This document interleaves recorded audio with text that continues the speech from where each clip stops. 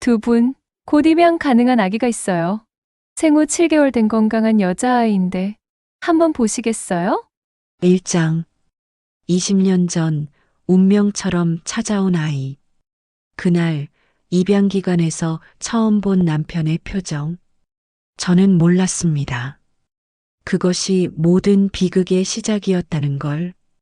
24살에 결혼해서 35이 될 때까지 저 강서연은 단 하나의 소원만을 품고 살았습니다. 아이였습니다. 제 뱃속에서 자라나는 제 품에 안길 작은 생명.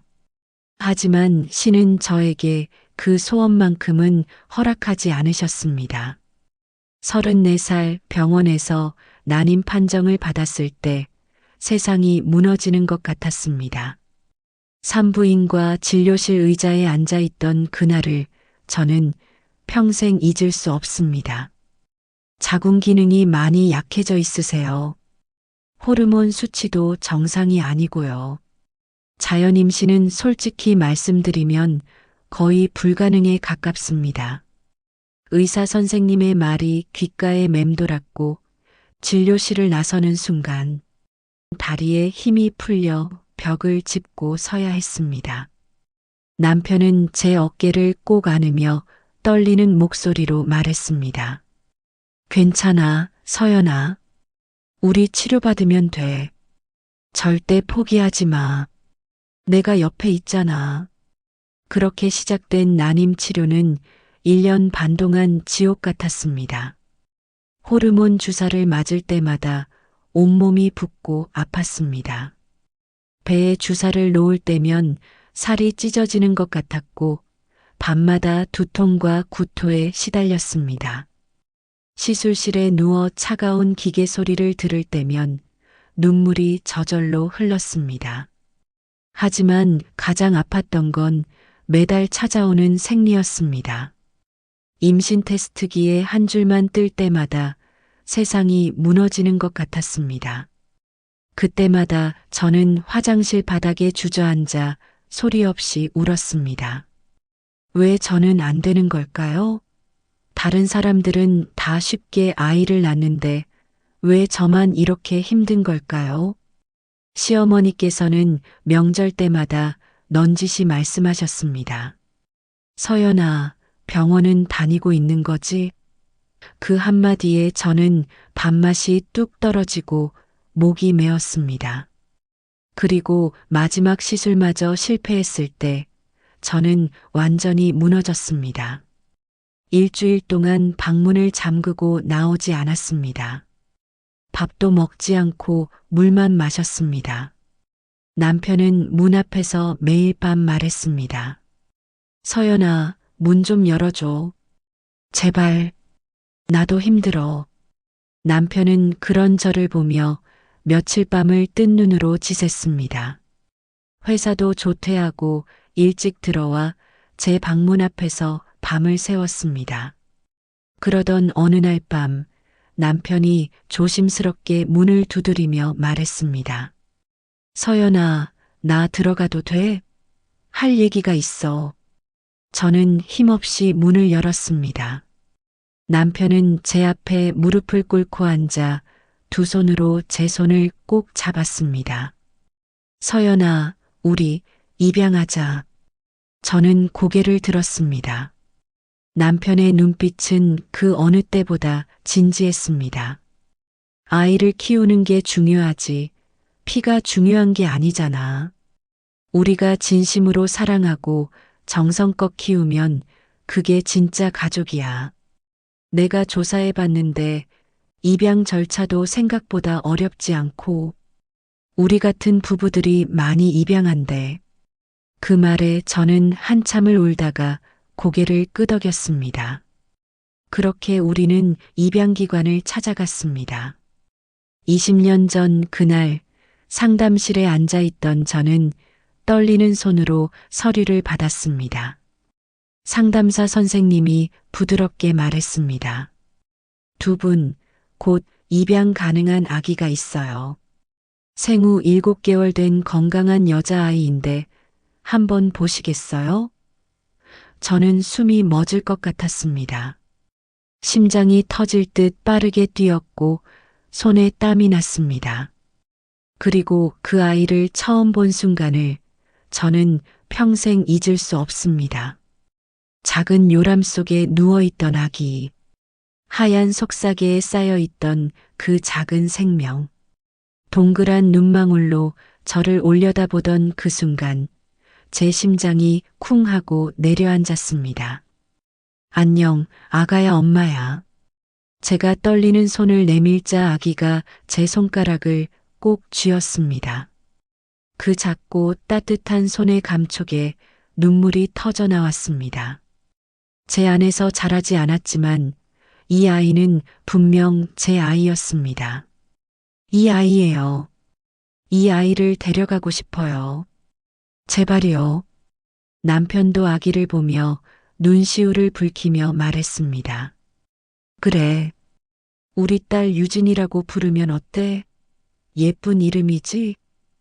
그날 저희는 입양 절차를 시작했습니다. 서류에 도장을 찍고 사진을 찍고 앞으로의 일정을 안내받았습니다. 상담사는 파일을 정리하며 덤덤하게 말했습니다. 아, 그런데 한 가지 말씀드릴 게 있어요. 원가정 정보는 철저히 비공개지만 이 아이 생모분이 특별히 동의서를 남기셨어요. 아이가 성인이 된 후 원한다면 연락할 수 있도록요. 그 순간 이상한 일이 벌어졌습니다.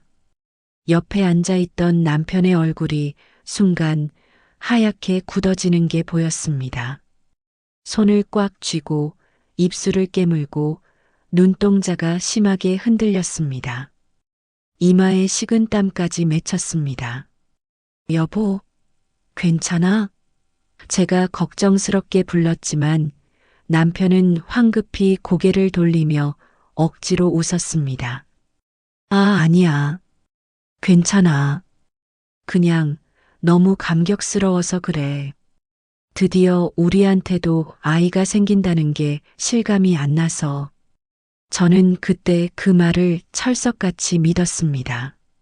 하지만 지금 돌이켜 생각해보면 그날 남편의 그 표정이 모든 비극의 시작이었습니다. 2장. 완벽한 가족과 어딘가 달라진 남편. 동안 완벽했던 우리 가족, 하지만 저는 몰랐습니다. 남편이 매일 밤 어떤 악몽을 꾸고 있었는지. 2025년 봄, 유진이는 20살이 되었습니다. 키 165cm의 긴 생머리를 한 예쁜 딸. 미술대학에 다니며 매일 캔버스 앞에서 그림을 그립니다. 저는 대학 도서관 사서로 일하며 평온한 일상을 살아갑니다. 유진이와 저는 엄마와 딸이라기보다 친구 같은 관계였습니다. 엄마, 오늘 학교에서 교수님이 내 그림 진짜 잘 그렸대. 전시회 나가보라고 하셨어. 유진이가 씩 웃으며 말할 때면 저는 세상을 다 가진 기분이었습니다. 그래, 우리 딸 진짜 대단하네. 저녁 뭐 먹고 싶은 거 있어? 엄마가 다 해줄게. 엄마가 해주는 김치찌개. 엄마 김치찌개가 세상에서 제일 맛있어. 이런 대화를 나눌 때면 20년 전 그 난임 치료의 고통도 눈물도 모두 보상받는 것 같았습니다. 하지만 최근 들어 이상한 일이 생기기 시작했습니다. 남편의 태도가 달라진 것입니다. 중견기업 부장인 남편은 늘 책임감 있고 가정적인 사람이었습니다. 유진이를 무척 사랑했고 주말마다 함께 영화를 보러 가고 외식을 하곤 했습니다. 그런데 몇 달 전부터 남편은 유진이와 눈을 잘 마주치지 않았습니다. 저녁 식사 자리에서도 유난히 말을 아꼈습니다. 아빠, 이번 주말에 미술관 같이 갈래요? 제 그림 전시되는데. 유진이가 밝게 말했지만 남편은 고개를 숙인 채 밥만 먹으며 대답했습니다. 아빠 주말에 회사 일 있어서 미안하다. 에이, 아빠 요즘 너무 바쁜 거 아니에요? 유진이가 살짝 실망한 표정을 지었지만 남편은 더 이상 말하지 않았습니다. 저는 그런 남편이 이상했습니다. 예전에 남편은 절대 이러지 않았습니다. 유진이 일이라면 무슨 일이 있어도 시간을 냈던 사람이었는데 어느 날 밤 유진이가 잠든 후 저는 남편에게 조심스럽게 물었습니다. 여보, 요즘 왜 그래요? 유진이한테 뭔가 불만 있어요? 남편은 침대에 누워 천장만 바라보며 대답했습니다. 아니야, 그냥 회사 일이 너무 많아서 스트레스가 심해. 곧 정리될 거야. 정말 그것뿐이에요? 유진이가 뭐 잘못한 거 있어요? 아니라니까. 왜 자꾸 그래? 그냥 내가 피곤해서 그래. 남편의 목소리에는 짜증이 섞여 있었습니다. 저는 더 이상 묻지 못하고 불을 껐습니다. 하지만 어둠 속에서도 남편의 숨소리가 불안정하게 들렸습니다. 며칠 후 저는 우연히 남편의 비밀을 하나 발견했습니다. 새벽 2시쯤 화장실을 가려고 일어났는데 거실에 불이 켜져 있었습니다. 남편이 소파에 앉아 손으로 얼굴을 감싸고 있었습니다. 여보, 왜 안 자고 여기 있어요? 남편은 깜짝 놀라며 고개를 들었습니다. 눈이 빨갛게 충혈되어 있었고 손이 떨리고 있었습니다. 아, 서연아, 그냥 잠이 안 와서. 무슨 일 있어요? 혹시 회사에서 무슨 문제라도? 아니야. 아무 일도 아니야. 그냥 좀 답답해서 나온 거야. 남편이 버럭 소리를 질렀습니다. 저는 깜짝 놀라 뒤로 물러섰습니다. 결혼 20년 만에 처음 듣는 고함이었습니다. 미안해. 여보, 내가 요즘 너무 예민해서. 미안해. 남편은 금방 사과했지만 저는 뭔가 단단히 잘못됐다는 걸 직감했습니다. 그리고 며칠 뒤 결정적인 순간이 찾아왔습니다. 저녁 식사 자리에서 유진이가 갑자기 말했습니다. 엄마, 아빠, 저 사실 요즘 고민이 하나 있어요. 남편의 손이 멈췄습니다. 젓가락을 든 채로 굳어버렸습니다. 저는 부드럽게 물었습니다. 무슨 고민인데, 딸? 유진이는 잠시 망설이다가 조심스럽게 말을 이었습니다. 저 성인이 됐잖아요. 그래서 그런데 제 친부모님이 어떤 분이셨는지 알고 싶어요.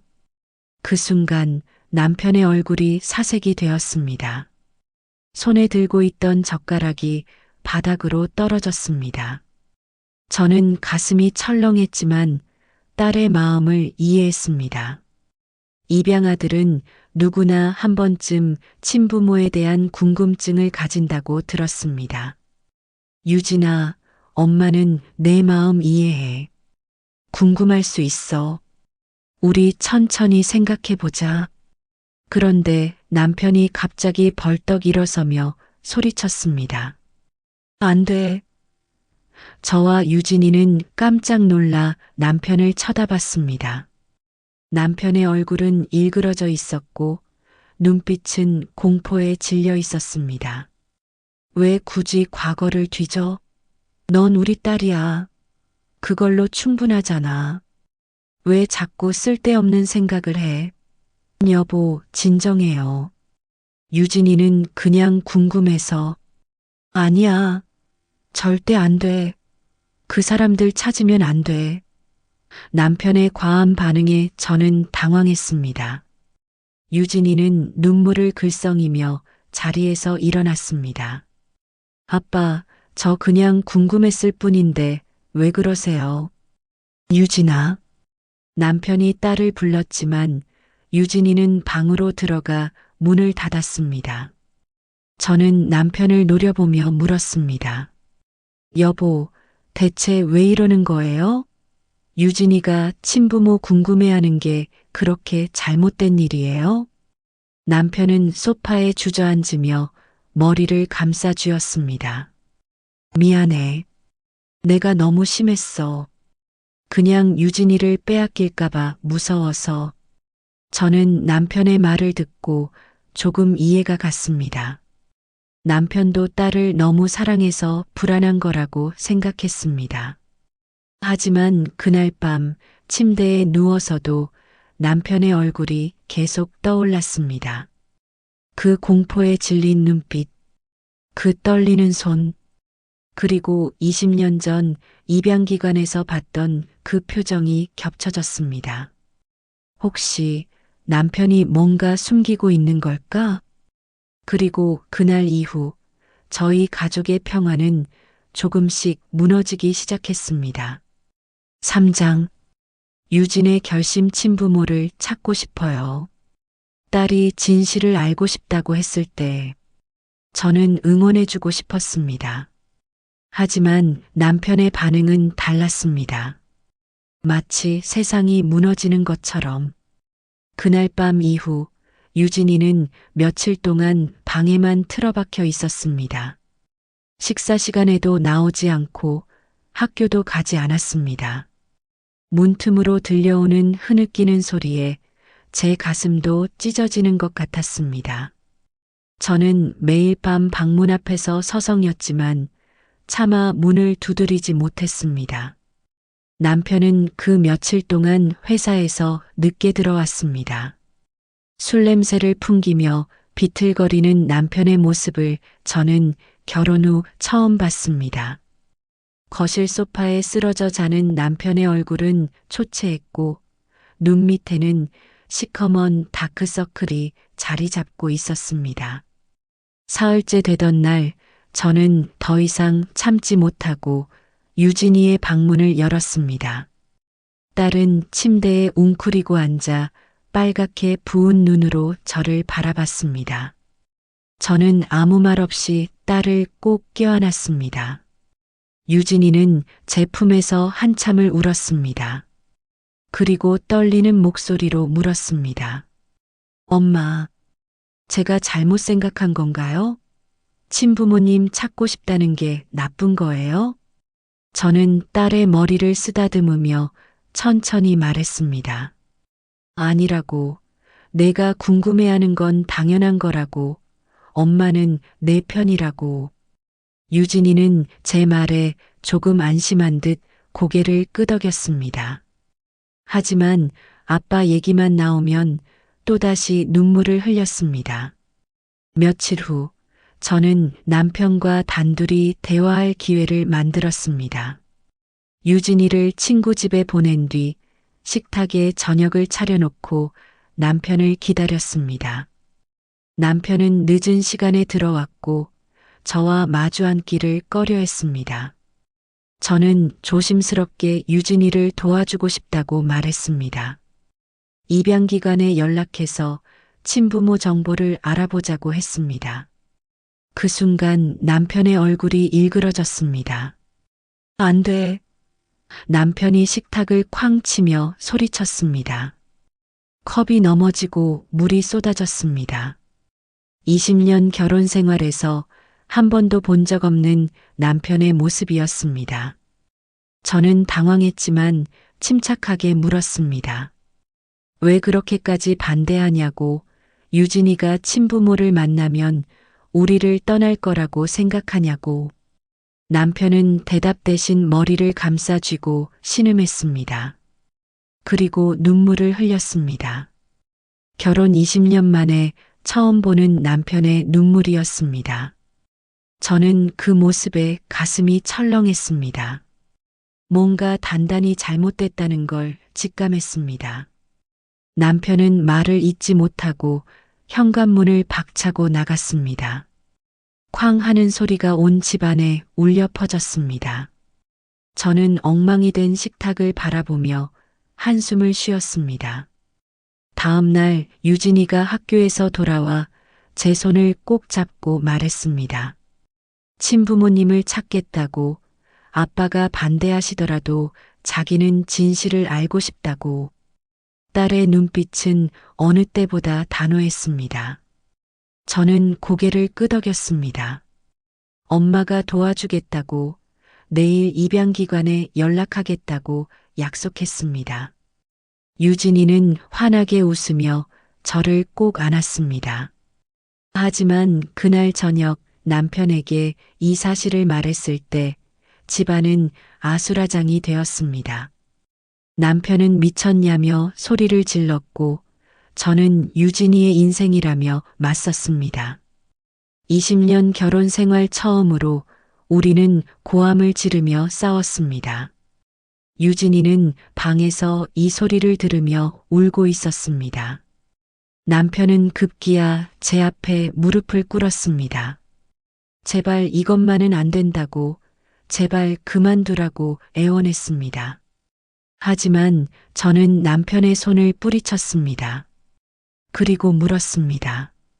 당신 뭔가 숨기고 있는 거 아니냐고. 20년 전 입양기관에서 생모 얘기 나왔을 때 그 이상한 표정, 저 다 봤다고. 남편의 얼굴이 새하얗게 변했습니다. 입술이 파르르 떨렸고 눈동자가 흔들렸습니다. 뭔가 말하려다가 결국 아무 말도 하지 못했습니다. 그때 유진이가 방에서 나왔습니다. 눈물 범벅이 된 얼굴로 우리에게 소리쳤습니다. 그만하라고, 자기 때문에 싸우는 거 보기 싫다고. 저와 남편은 동시에 딸을 불렀지만 유진이는 고개를 저으며 다시 방으로 들어갔습니다. 그날 밤 저와 남편은 침대 양쪽 끝에서 등을 돌리고 누워 있었습니다. 어둠 속에서 남편의 거친 숨소리가 들렸습니다. 잠들지 못하고 뒤척이는 소리도 들렸습니다. 새벽 저는 결심했습니다. 내일 바로 입양기관에 연락하기로.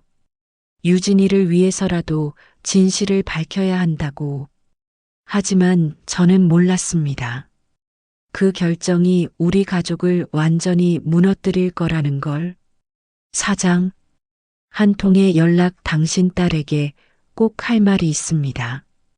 그 전화 한 통이 우리 가족 20년의 평화를 산산조각 낼 줄은 그때는 몰랐습니다. 입양기관에 연락한 지 일주일 후였습니다. 도서관에서 책을 정리하고 있는데 휴대폰이 울렸습니다. 모르는 번호였지만 저는 직감적으로 알았습니다. 입양기관에서 온 전화라는 걸. 손이 떨렸습니다. 심장이 빠르게 뛰었습니다. 저는 한적한 곳으로 가서 전화를 받았습니다. 상담사의 목소리는 조심스러웠습니다. 유진이의 생모가 연락을 원한다는 내용이었습니다. 최근 건강이 많이 악화되어 마지막으로 딸을 보고 싶다고 했답니다. 저는 머릿속이 하얘졌습니다. 20년 동안 한 번도 연락 없던 사람이 갑자기 나타난다는 것. 그것도 건강이 안 좋아서 마지막으로 딸을 보고 싶다니. 저는 떨리는 목소리로 물었습니다. 언제쯤 만날 수 있냐고, 어떤 상태인지. 상담사는 최대한 빨리 만나는 게 좋겠다고 했습니다. 생모분이 말기암 진단을 받았고 시간이 많지 않다고 했습니다. 전화를 끊은 후 저는 한참을 그 자리에 서 있었습니다. 20년 전 입양할 때부터 언젠가 이런 날이 올 거라고 각오는 했었습니다. 하지만 막상 현실이 되니 두려웠습니다. 유진이가 친엄마를 만나면 어떻게 될까? 저를 떠나가는 건 아닐까? 하지만 동시에 생각했습니다. 이건 유진이의 권리라고. 친엄마가 죽기 전에 마지막으로 딸을 보고 싶다는데 제가 막을 수는 없다고. 저는 도서관 일을 마치고 집으로 돌아왔습니다. 유진이는 학교에서 아직 오지 않았고 남편만 거실 소파에 앉아 있었습니다. 평소보다 일찍 퇴근한 모양이었습니다. 남편의 얼굴은 창백했고 눈빛은 불안해 보였습니다. 저는 가방을 내려놓고 남편 앞에 섰습니다. 그리고 천천히 말했습니다. 입양기관에서 연락 왔다고, 유진이 친엄마가 만나고 싶어 한다고. 그 순간 남편의 손이 덜덜 떨리기 시작했습니다. 들고 있던 리모컨이 바닥에 떨어졌습니다.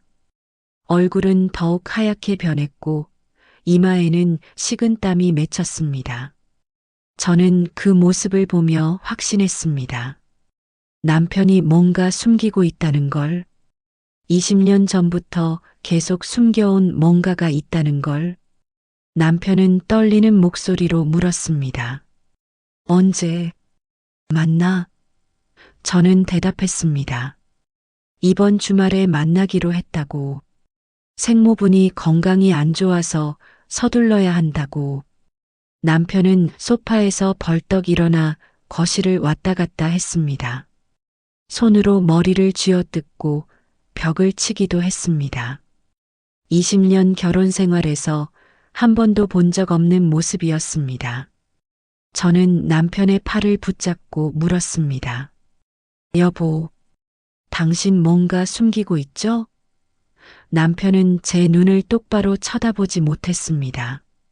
시선을 피하고 입술을 깨물고 몇 번이나 말을 하려다가 멈췄습니다. 저는 더욱 강하게 물었습니다. 대체 뭐예요?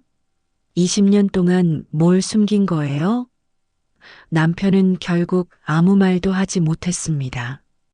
그냥 고개를 저으며 방으로 들어가 문을 닫았습니다. 저는 거실에 홀로 남아 멍하니 서 있었습니다.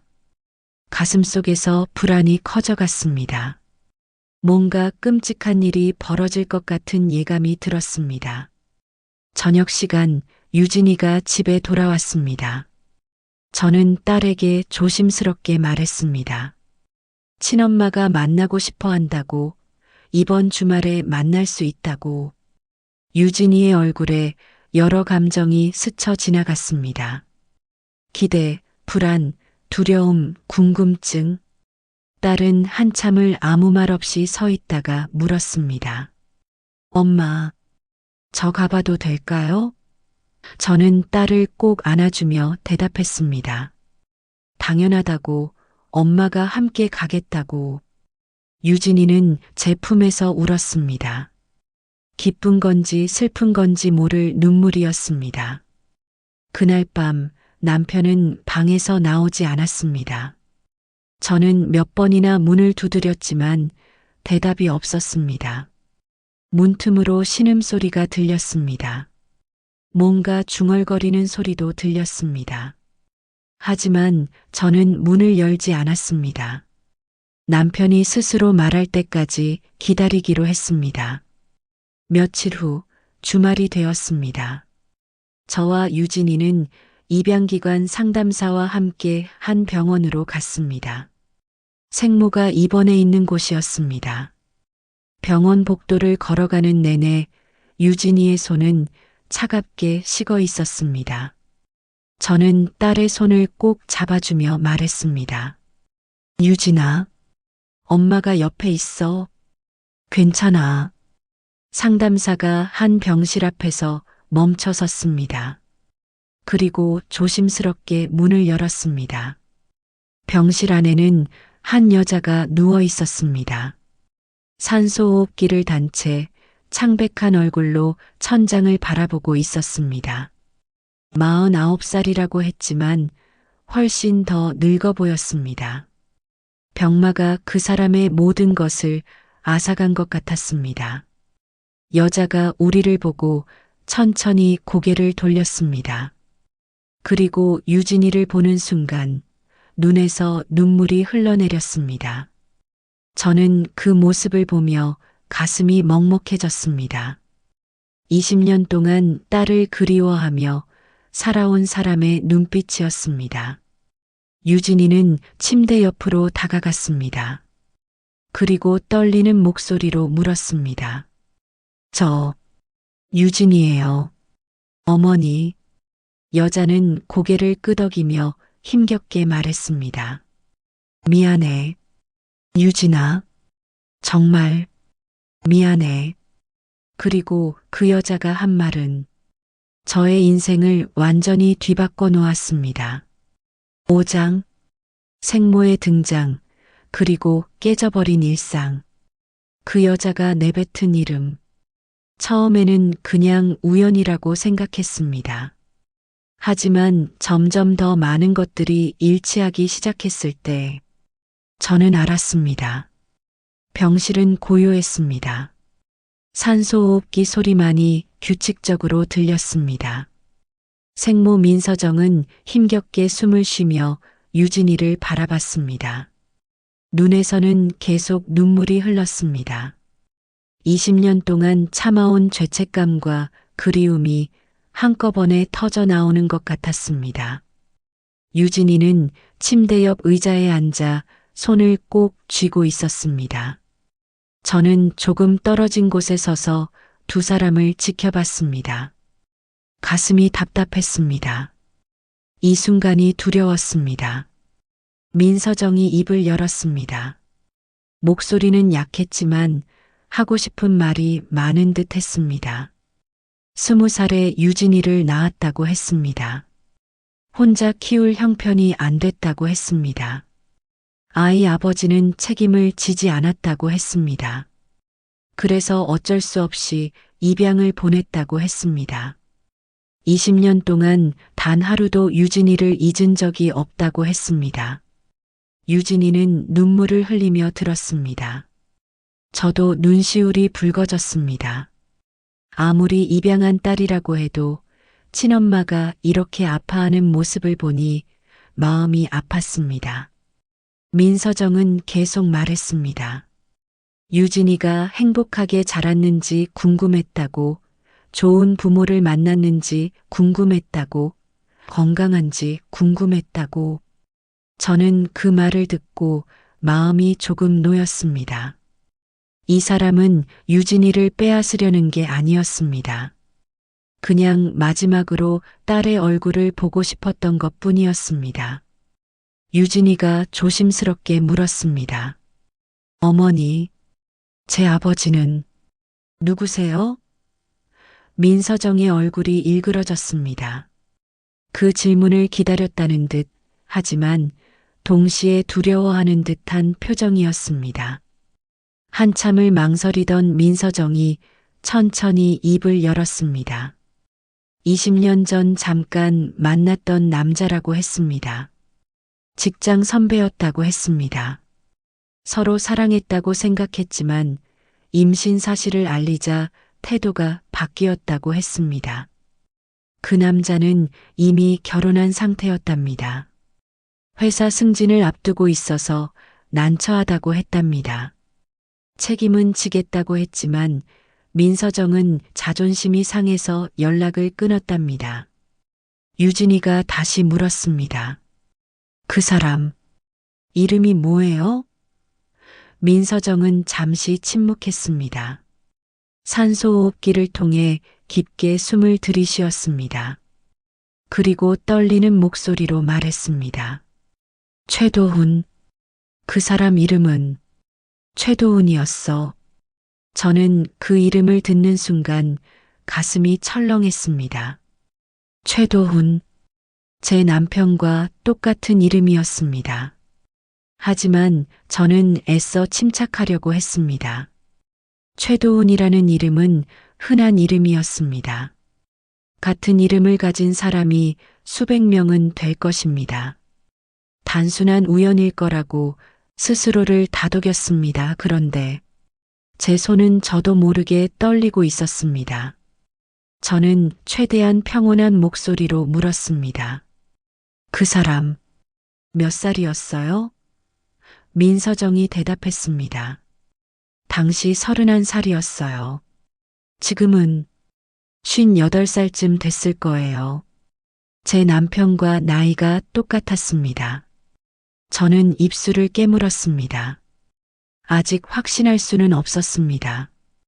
우연일 수도 있었습니다. 저는 다시 물었습니다. 어느 회사 다녔어요? 민서정은 잠시 생각하더니 말했습니다. 중견전자 부품 회사였어요. 이름이 대성전자. 맞아요. 대성전자. 제 심장이 쿵 하고 내려앉았습니다. 제 남편이 다니는 회사였습니다. 20년 전부터 지금까지 같은 회사에서 근무하고 있었습니다. 이제 우연이라고 생각할 수 없었습니다. 저는 가방에서 떨리는 손으로 휴대폰을 꺼냈습니다. 남편 사진이 저장되어 있었습니다.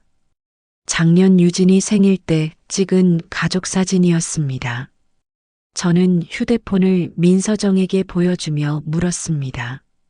이 사람, 맞아요?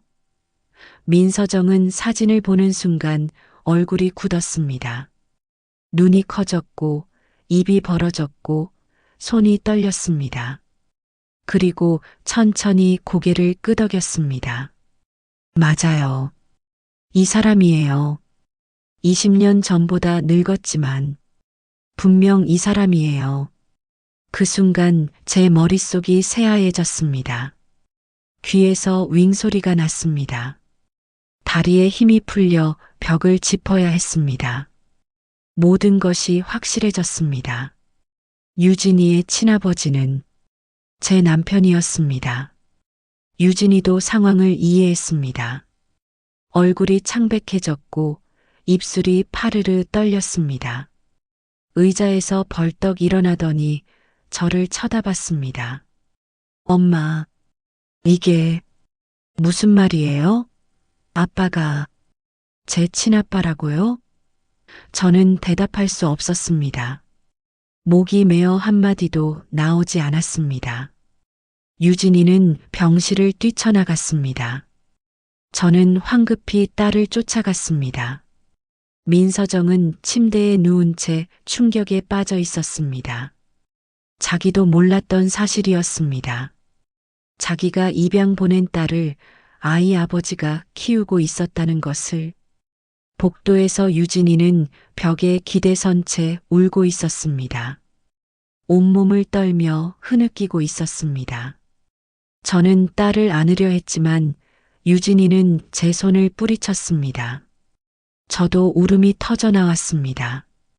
20년 동안 쌓아온 모든 것이 무너지는 소리가 들렸습니다.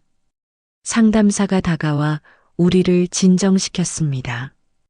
일단 집에 가서 차분히 이야기하자고 했습니다. 저와 유진이는 비틀거리며 병원을 나왔습니다. 차 안에서 유진이는 계속 울었습니다. 저도 눈물을 멈출 수 없었습니다. 집으로 가는 내내 저는 남편 생각을 했습니다. 20년 전 입양기관에서 보였던 이상한 반응. 최근 유진이를 피하던 모습. 친부모 찾기를 극렬히 반대하던 모습. 모든 것이 설명됐습니다. 남편은 처음부터 알고 있었던 것입니다. 유진이가 자기 친딸이라는 것을. 그리고 저를 이용해서 자기 딸을 키운 것입니다. 집에 도착했을 때 남편은 거실에 앉아 있었습니다. 우리가 들어서자 남편은 벌떡 일어났습니다. 얼굴은 창백했고 눈은 충혈되어 있었습니다. 저는 남편을 똑바로 쳐다보며 물었습니다. 말해요. 유진이가 당신 친딸 맞죠? 남편은 입술을 떨었습니다. 눈동자가 흔들렸습니다. 그리고 천천히, 아주 천천히 고개를 끄덕였습니다. 그 순간 제 다리에서 힘이 빠졌습니다. 바닥에 주저앉았습니다. 유진이는 소리를 지르며 방으로 뛰어들어갔습니다. 문 닫는 소리가 온 집안을 흔들었습니다. 저는 바닥에 앉은 채 남편을 올려다봤습니다. 20년을 함께 산 사람이 낯설게 느껴졌습니다. 6장 남편의 고백 20년을 속여온 진실. 남편이 무릎 꿇고 고백했을 때 저는 알았습니다. 우리의 결혼 생활 자체가 거짓이었다는 것을. 바닥에 주저앉은 저와 무릎 꿇은 남편. 우리는 한참 동안 아무 말도 하지 못했습니다. 유진이의 방에서는 울음소리가 들렸습니다. 딸이 베개에 얼굴을 묻고 우는 소리였습니다. 저는 그 소리를 들으며 심장이 찢어지는 것 같았습니다. 남편은 떨리는 손으로 제 손을 잡으려 했습니다. 하지만 저는 손을 거두었습니다. 지금 이 순간 남편의 손길조차 역겨웠습니다. 20년을 함께 산 사람이 이렇게 낯설 수가 있었습니다. 저는 차갑게 말했습니다. 다 말해요. 처음부터 끝까지. 하나도 빠짐없이. 남편은 고개를 떨구고 천천히 입을 열었습니다. 목소리는 떨렸고 눈에서는 눈물이 흘렀습니다. 하지만 저는 그 눈물에 동정심이 들지 않았습니다. 20년 전 남편은 31살이었습니다. 저와 결혼한 지 3년 차였고 회사에서 승진을 앞두고 있었습니다. 프로젝트 때문에 야근이 잦았고 집에 들어오는 시간이 점점 늦어졌습니다. 그때 회사에 민서정이라는 인턴 사원이 들어왔답니다. 20살에 젊고 밝은 여자였습니다. 같은 팀에 배치됐고 남편이 그 여자의 멘토가 됐답니다. 처음에는 그냥 업무상 선후배 관계였답니다. 하지만 야근이 잦아지고 둘만의 시간이 많아지면서 가까워졌답니다.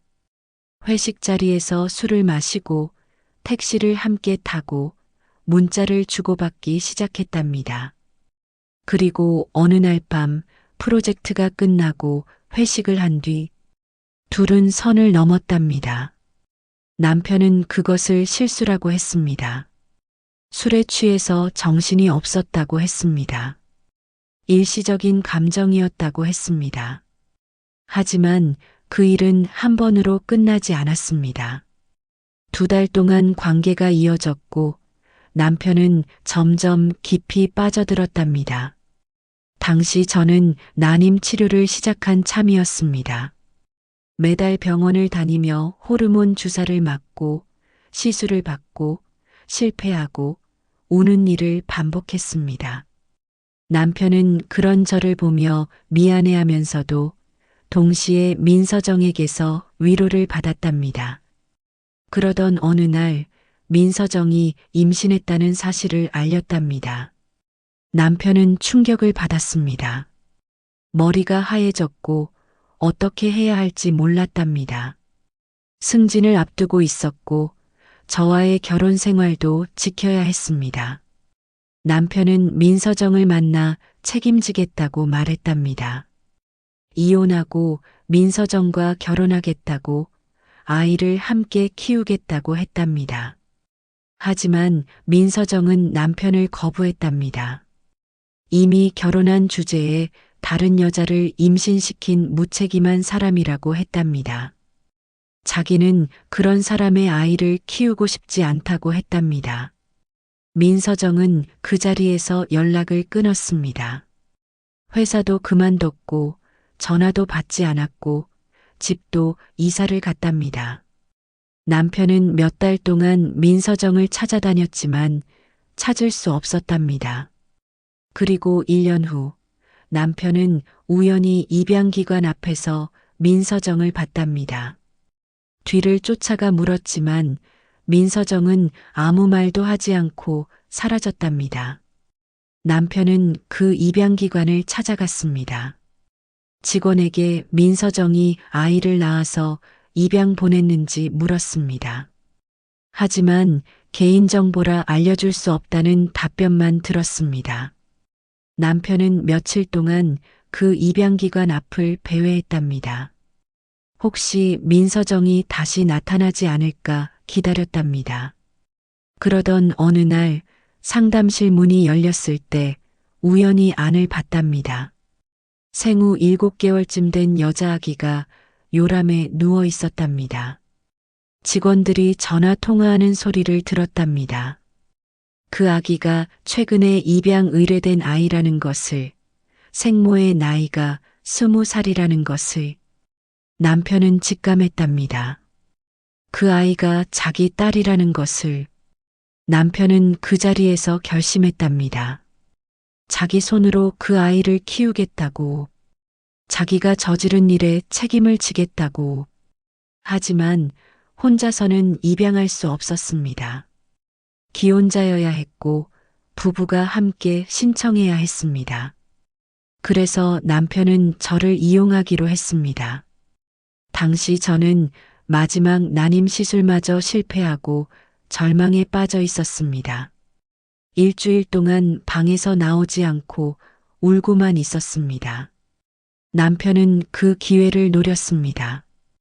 입양을 제안했고 저는 받아들였습니다. 남편은 입양기관에 연락해서 그 특정 아이를 요청했습니다. 생후 7개월 된 여자아이를 원한다고, 다른 아이는 안 된다고 했답니다. 입양기관에서는 이상하게 여겼지만 결국 그 아이를 보여줬습니다. 그리고 우리는 유진이를 데려왔습니다. 저는 사랑으로 아이를 키웠습니다. 20년 동안 한 번도 입양하라고 차별하지 않았습니다. 제 뱃속에서 낳은 것처럼 사랑했습니다. 남편은 처음부터 알고 있었습니다. 그 아이가 자기 친딸이라는 것을, 자기가 저지른 외도의 결과물이라는 것을. 그래서 최근 유진이가 친부모를 찾겠다고 했을 때 남편은 공포에 질렸답니다. 진실이 밝혀질까봐, 모든 것이 무너질까봐 두려웠답니다. 저는 남편의 고백을 들으며 온몸이 떨렸습니다. 분노가 치밀어 올랐습니다. 배신감이 가슴을 짓눌렀습니다. 20년 결혼 생활이 통째로 거짓말이었다는 사실에 숨이 막혔습니다. 저는 남편을 똑바로 쳐다보며 물었습니다. 그럼 저는 뭐예요? 당신 딸 키워주는 베이비시터예요? 당신 죄 씻어주는 도구예요? 남편은 고개를 저으며 울었습니다. 아니라고, 진심으로 저를 사랑했다고, 유진이도 우리 딸이라고 생각했다고. 저는 그 말을 믿을 수 없었습니다. 20년 동안 거짓말한 사람의 말을 어떻게 믿을 수 있겠습니까? 저는 소파를 짚고 일어났습니다. 다리가 후들거렸지만 억지로 힘을 주었습니다. 남편도 일어나 제 팔을 잡으려 했습니다. 저는 남편의 손을 뿌리쳤습니다. 손대지 마세요. 역겨워요. 남편의 얼굴이 일그러졌습니다. 무릎을 꿇고 바닥에 엎드렸습니다. 제 발을 붙잡고 용서를 빌었습니다. 저는 남편을 차갑게 내려다봤습니다. 지금 이 순간 제 마음속에는 분노밖에 없었습니다. 그리고 저는 깨달았습니다. 우리 가족은 이미 끝났다는 것을. 7장. 유진의 선택. 저는 누구 딸인가요? 딸이 제게 물었을 때 저는 대답할 수 없었습니다. 우리가 누구인지, 우리가 어떤 가족인지. 그날 밤 집안은 죽은 듯 조용했습니다. 유진이는 방문을 잠그고 나오지 않았습니다. 남편은 거실 소파에 앉아 머리를 감싸 쥐고 있었습니다. 저는 주방에 서서 멍하니 어둠만 바라봤습니다. 세 사람이 같은 집에 있지만 우리는 완전히 단절되어 있었습니다. 20년 동안 쌓아온 가족이라는 울타리가 하루아침에 무너졌습니다. 새벽 2시쯤 유진이의 방에서 물소리가 들렸습니다. 저는 조심스럽게 방문 앞으로 갔습니다. 문틈으로 불빛이 새어나왔습니다. 유진이는 잠들지 못하고 있었습니다. 저도 문 앞에 주저앉아 밤을 지샜습니다. 딸과 한 뼘도 안 되는 거리에 있지만 닿을 수 없는 먼 곳에 있는 것 같았습니다. 다음 날 아침 유진이가 방에서 나왔습니다. 눈은 퉁퉁 부어 있었고 얼굴은 창백했습니다. 하룻밤 사이에 10년은 늙어 보였습니다. 저는 아침을 차려놨지만 유진이는 식탁에 앉지 않았습니다. 그냥 거실 한가운데 서서 저와 남편을 번갈아 쳐다봤습니다. 남편은 소파에서 일어나려 했지만 유진이가 손을 들어 막았습니다. 다가오지 마세요. 유진이의 목소리는 차갑고 떨렸습니다. 저는 딸의 그런 목소리를 처음 들었습니다. 평소 밝고 상냥하던 딸의 목소리가 아니었습니다. 유진이는 천천히 말했습니다. 저는 누구예요? 아빠 친딸이에요? 그럼 엄마는 제 계모인가요? 아니면 양엄마인가요? 우리는 대체 무슨 관계예요? 그 질문에 저는 입을 열 수 없었습니다. 정말로 우리가 무슨 관계인지 저도 혼란스러웠습니다. 남편은 떨리는 목소리로 대답했습니다. 유진아, 넌 내 친딸이야. 하지만 엄마도 내 진짜 엄마야. 피는 안 섞였어도 20년 동안 널 키운 사람이잖아. 유진이는 비웃듯 웃었습니다. 그 웃음소리에 저는 가슴이 찢어지는 것 같았습니다. 진짜 엄마요? 그럼 병원에 누워 계신 분은 뭐예요? 저를 낳아주신 분은 가짜 엄마예요? 저는 그제야 입을 열었습니다. 유진아, 엄마는, 유진이는 제 말을 끊었습니다.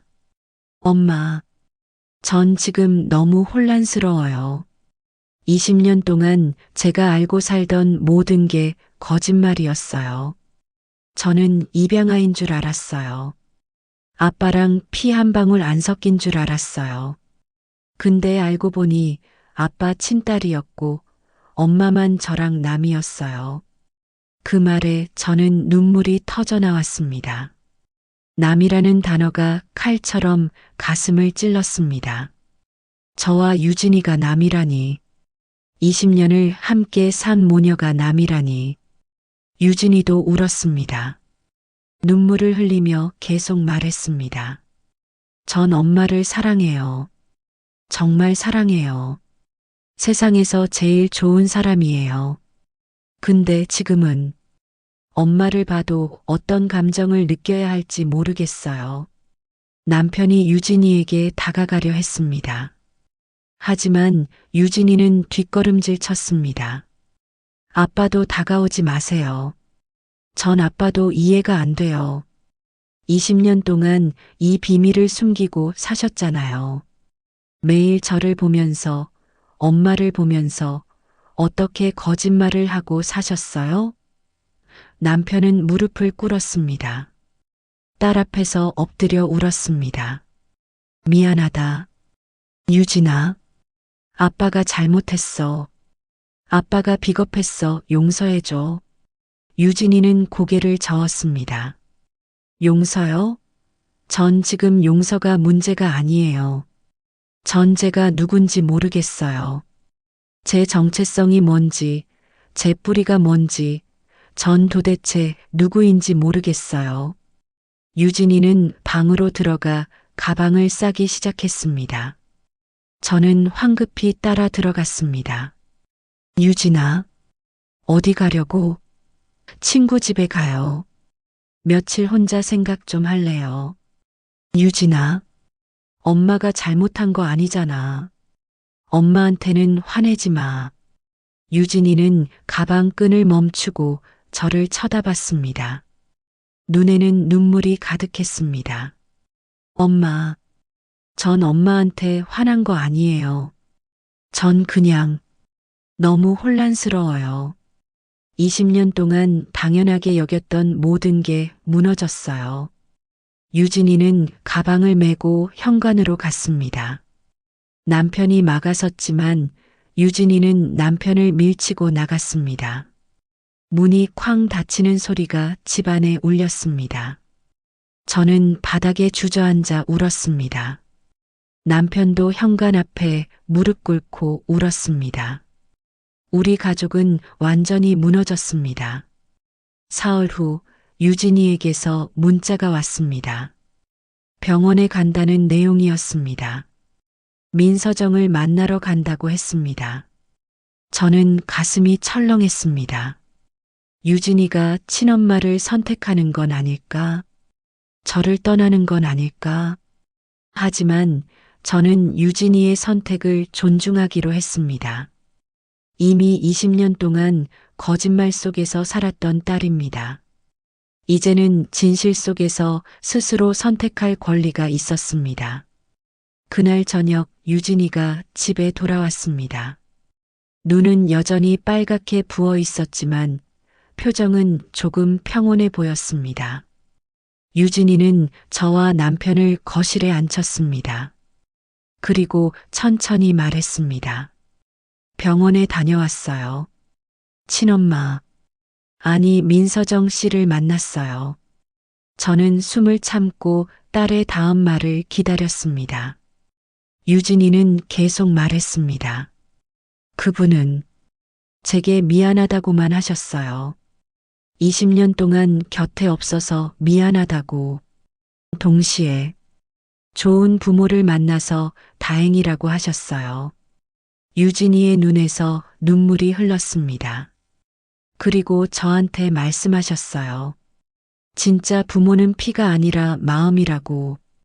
20년 동안 곁에서 사랑해준 사람이 진짜 부모라고. 저도 눈물이 터져 나왔습니다. 유진이는 제 손을 잡았습니다. 엄마, 전 엄마가 제 진짜 엄마예요. 앞으로도 계속 그럴 거예요. 저는 딸을 꼭 안았습니다. 20년 만에 처음으로 이렇게 간절하게 안았습니다. 유진이는 남편을 보며 말했습니다. 하지만 아빠, 전 아직 아빠를 용서할 수 없어요. 시간이 필요해요. 남편은 고개를 끄덕였습니다. 그리고 그날 우리 가족의 긴 회복이 시작됐습니다. 8장 다시 시작되는 가족 피가 아닌 마음으로. 세상에서 가장 어려운 일은 무너진 가족을 다시 세우는 것이었습니다. 하지만 우리는 해냈습니다. 피가 아닌 마음으로. 유진이가 돌아온 후 저희 집에는 긴 침묵이 흘렀습니다. 세 사람이 같은 공간에 있어도 대화는 거의 없었습니다.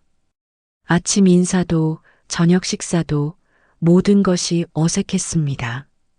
남편은 회사에서 늦게 들어왔습니다. 일부러 저와 유진이를 피하는 것 같았습니다. 집에 와도 거실 소파에서 자거나 서재에 틀어박혀 있었습니다. 저는 남편과 한 침대를 쓸 수 없었습니다. 20년을 함께 잤지만 이제는 남편의 숨소리조차 낯설었습니다. 유진이는 학교와 집을 오가며 조용히 지냈습니다. 예전처럼 밝게 웃지 않았고 그림도 그리지 않았습니다. 방에 들어가면 천장만 바라보며 누워 있었습니다. 저는 그런 딸을 보며 가슴이 아팠습니다. 2달이 지났을 때 입양기관에서 연락이 왔습니다. 민서정의 상태가 급격히 악화됐다는 내용이었습니다. 이제 며칠 남지 않았다고 했습니다. 저는 유진이에게 조심스럽게 물었습니다. 병원에 가고 싶은지. 유진이는 고개를 끄덕였습니다. 저도 함께 가겠다고 했습니다. 남편은 집에 남았습니다. 병원 가는 차 안에서 유진이가 말했습니다. 엄마, 저 그분한테 물어보고 싶은 게 있어요. 뭔데? 왜 저를 낳으셨는지, 왜 저를 지키지 못하셨는지. 저는 딸의 손을 꼭 잡았습니다. 그 질문에는 20년 동안 쌓인 그리움과 원망이 담겨 있었습니다. 병실에 도착했을 때 민서정은 의식이 거의 없었습니다. 산소호흡기 소리만이 규칙적으로 들렸습니다. 얼굴은 더욱 창백해졌고 손은 앙상했습니다. 유진이는 침대 옆에 앉아 민서정의 손을 잡았습니다. 그리고 작은 목소리로 말했습니다. 어머니, 유진이에요. 왔어요. 민서정의 눈이 천천히 떠졌습니다. 희미한 눈빛으로 유진이를 바라봤습니다. 그리고 입술이 움직였습니다. 소리는 거의 들리지 않았지만 저는 입모양으로 알 수 있었습니다. 미안하다고, 사랑한다고. 유진이는 눈물을 흘리며 고개를 끄덕였습니다. 괜찮아요. 전 행복하게 잘 자랐어요. 좋은 엄마를 만났어요. 민서정의 눈에서도 눈물이 흘렀습니다. 그리고 시선이 저에게로 향했습니다. 저는 침대 가까이 다가갔습니다. 민서정은 떨리는 손으로 제 손을 잡았습니다. 그리고 속삭였습니다. 고마워요. 제 딸을 사랑해줘서. 저도 눈물이 터져 나왔습니다. 고개를 끄덕이며 대답했습니다. 제가 더 고마워요. 이렇게 좋은 딸을 제 삶에 보내주셔서. 민서정은 미소를 지었습니다. 그리고 천천히 눈을 감았습니다. 산소호흡기 소리가 점점 느려졌습니다. 그리고 멈췄습니다. 유진이는 민서정의 손을 잡고 한참을 울었습니다. 저도 딸의 어깨를 감싸 안고 함께 울었습니다. 한 여자가 세상을 떠났습니다. 20년 동안 딸을 그리워하며 살았던 여자가. 장례식은 조촐했습니다. 민서정에게는 가족이 없었습니다. 친구 몇 명과 저희만 참석했습니다. 남편도 왔습니다. 멀찍이 서서 묵념을 했습니다. 유진이는 영정 앞에 꽃을 놓으며 작별 인사를 했습니다. 저는 그 모습을 보며 생각했습니다. 유진이가 이제 진짜 어른이 됐구나. 장례식 후 저희는 집으로 돌아왔습니다. 유진이는 방으로 들어가지 않고 거실에 앉았습니다. 저와 남편에게 함께 앉으라고 했습니다. 우리는 식탁에 마주 앉았습니다. 유진이는 한참을 침묵하다가 입을 열었습니다. 저 결정했어요. 우리 가족 어떻게 할지. 저는 긴장한 채로 딸의 다음 말을 기다렸습니다. 남편도 숨을 죽이고 있었습니다. 유진이는 천천히 말했습니다. 전 엄마를 선택할 거예요. 엄마가 제 진짜 엄마예요. 20년 동안 저를 키워주신 분이 진짜 부모라고 생각해요. 저는 눈물이 터져 나왔습니다. 딸의 손을 꼭 잡았습니다. 유진이는 남편을 보며 말했습니다. 아빠, 전 아직도 아빠가 한 일을 완전히 이해하지는 못해요. 20년 동안 거짓말하신 것도, 엄마를 속이신 것도 용서하기 힘들어요. 남편의 얼굴이 일그러졌습니다. 하지만 유진이는 계속 말했습니다. 하지만 아빠도 나름대로 책임지려고 하셨다는 건 알아요. 저를 버리지 않고 키우셨잖아요. 그것만으로도 감사해요. 남편은 식탁에 엎드려 울었습니다. 20년 동안 짊어졌던 죄책감이 터져 나오는 것 같았습니다. 유진이는 저와 남편을 번갈아 보며 말했습니다. 우리 다시 시작해봐요. 완전히 예전처럼은 안 되겠지만 그래도 가족이잖아요. 그날 저희는 오랜만에 함께 식사를 했습니다. 대화는 여전히 어색했지만 예전보다는 나았습니다. 작은 시작이었습니다. 그 후 1년이 지났습니다. 저와 남편은 부부 상담을 받았습니다. 쉽지 않았습니다. 여러 번 포기하고 싶었습니다. 하지만 유진이를 위해서 견뎠습니다. 남편은 매일 저에게 사과했습니다. 용서를 구하지 않았습니다. 그냥 미안하다고만 말했습니다. 저는 남편을 완전히 용서할 수는 없었습니다.